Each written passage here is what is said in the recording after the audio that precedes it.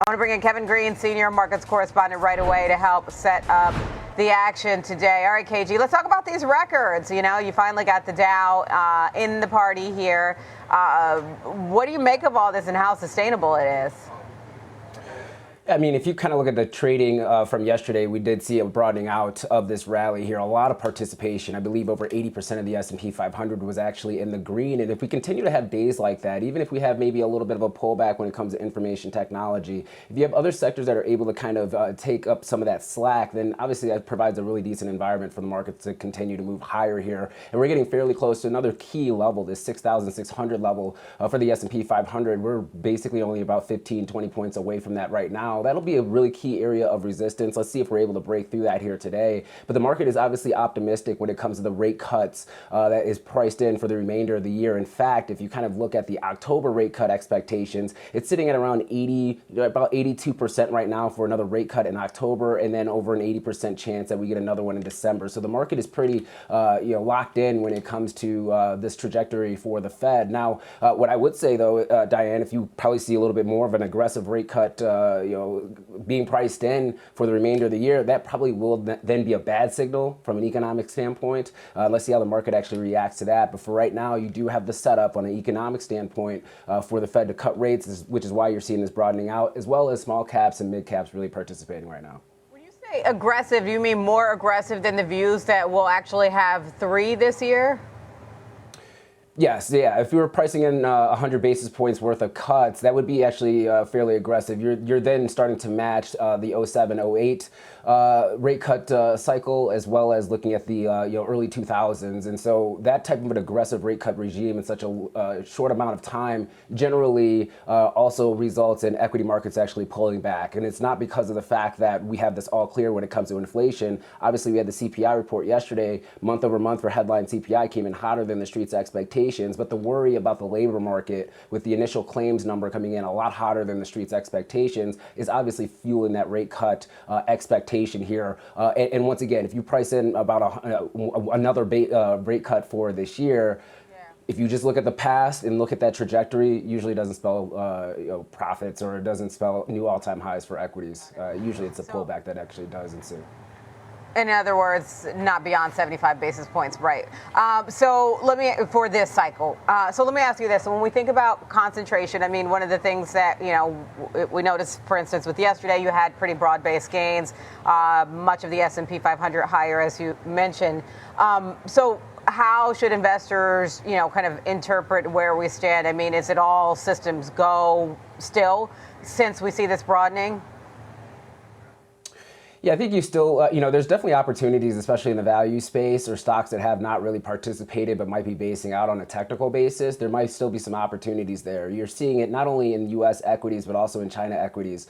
So stocks like BABA catching a significant bid, the KWEB, the ETF that tracks Chinese internet stocks, also catching a significant bid as well. And then you're kind of looking at industrials, which kind of did consolidate, I would say, for about a month or so. Now starting to break out, Caterpillar moving to the upside, Deere moving to the upside as well. And then you also look at the utility space, which once again kind of pulled back, hitting a key area of support. So there's still certain areas that still could provide some pretty decent alpha in this market. And even though the Mag 7 did a phenomenal job yesterday, it was up around 1% if you're looking at the Mags ETF. So I think there's still some broad participation. There's still some opportunity here. But until you start seeing yields kind of maybe aggressively re-rate higher, which we've seen this in the past. This time last year when we had the rate cuts, yields were moving lower. We had the rate cut, then yields moved higher, right? We could be in that same type of regime, which was a little bit of a headwind when it came to equities. Until we start seeing that, or yield vol going higher, or even equity vol moving higher here, I think you still have to play the trend. And the trend right now is it's to the upside.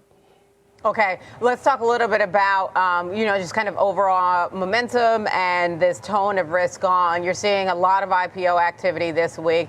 You're seeing more this year, especially than the past couple years. I mean, we're at the highest level of IPO activity in several years now. You've got another one happening today. How would you characterize where things stand with that? Yeah, if you're looking at the baseline over the last 5 years, are we seeing a little bit more IPO activity? That is true. But if you kind of look at the last 20 years, new IPOs kind of hitting the market is still actually kind of on the decline. And then you also have institutional investors that obviously look for these type of opportunities, really looking at a very small supply of stocks that are kind of hitting the market. So a lot of demand does kind of flow through. There's also themes that take place. Obviously, we have the Klarna IPO that's taking place here. We have some others that are also kind of focused on the crypto space. That's just the theme right now. And usually when you see these IPO cycles, they come with some thematic type of environments. Right now it's cryptocurrency. Now, usually when you have these IPOs, you got to be very careful with them. Usually it's a lot of volatility, a lot of volume that takes place over the first couple of months. And usually we do see a pop and then a fade, a consolidation, and then we start moving a little bit higher once we get some economic reports or some fundamental reports coming from the company here. So a lot of enthusiasm, but once again, Diane, if you kind of look at it as a whole, the IPO market is just starting to open up. Supply is still at kind of low levels at this point, which once again is kind of driving dollars to a lot of these new IPOs because of that lack of supply on a 20-year basis. Okay. All right. And Lynn, let's talk a little bit about a company that's been around for a minute, who it's a company that wanted to buy had recently gone public, and I'm thinking Figma there. But Adobe, the story today, looks like investors got a win. What's your take on its results? Yeah, if you look at the stock chart, the stock has obviously been getting hit to the downside here. There is definitely a bearish trend that has been taking place, but Adobe was actually able to exceed the street's expectations when it comes to earnings. You're looking at the adjusted earnings per share coming in at $5.31. She was looking for around $5.18, with revenue also exceeding the street's expectations, coming in at $5.99 billion. She was looking for around $5.91 billion. So you did see a revenue growth of around 11%, and they did actually talk about AI obviously driving some of their growth. If you look at digital media, or if you're looking at just the AI space alone, they are starting to see an uptick. They highlighted the AI influence ARR, the annual recurring revenue, that surpassed $5 billion. That's higher than they actually expected at this point in time. So they are starting to see some demand coming through. There's still some competition headwinds, not only in the public space. If you're looking at companies that are rolling out new product offerings that can challenge some of their generative AI and video platforms, but also in the freemium space, some of those competitors also kind of eating into their margins. But for now, once again, we were in a downtrend, maybe a very low bar going into this report. They were able to exceed it. Stocks up around 3%, which, yeah, if you're an investor, that's a win for now at least. Okay. All right. And I know you mentioned it earlier, your levels on the S&P 500 that you're watching for resistance to the upside and downside.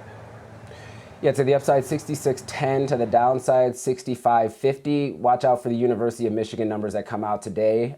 Very low bar on that one, so maybe we see a decent little re-rating to the upside, which could fuel this market. But the inflation expectations are definitely going to be the headline mover for that print and potentially for the market.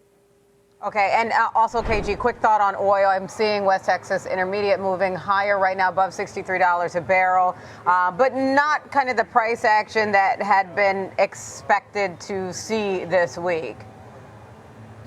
Yeah, you are seeing a bid in oil. A couple of things that happened overnight. It does appear that the EU is actually extending some of their sanction packages, as well as potentially issuing new sanctions on Russian oil companies, as well as those tankers, the shadow fleet, things of that nature. And then also the Ukraine did hit Russia's biggest export port that is in the Baltic Sea. First time that they've ever done that. And they have shut down operations, at least for now. We don't know the extent of the damage. But if it is extensive and it takes a month or 2 months for them to get that back up and running, that could actually cause a pretty decent supply constraint in the market. The last news, too, that's kind of under the radar, the Adani Group in India, a very big billionaire, he holds a conglomerate of companies, did issue a notice stating that they're not going to take in any sanctioned or Russian tankers and things of that nature into their ports. So that's also another headline mover, which is why oil is moving to the upside right now. Okay, thank you, KG. Appreciate it. That's our Kevin Green, Senior Markets Correspondent.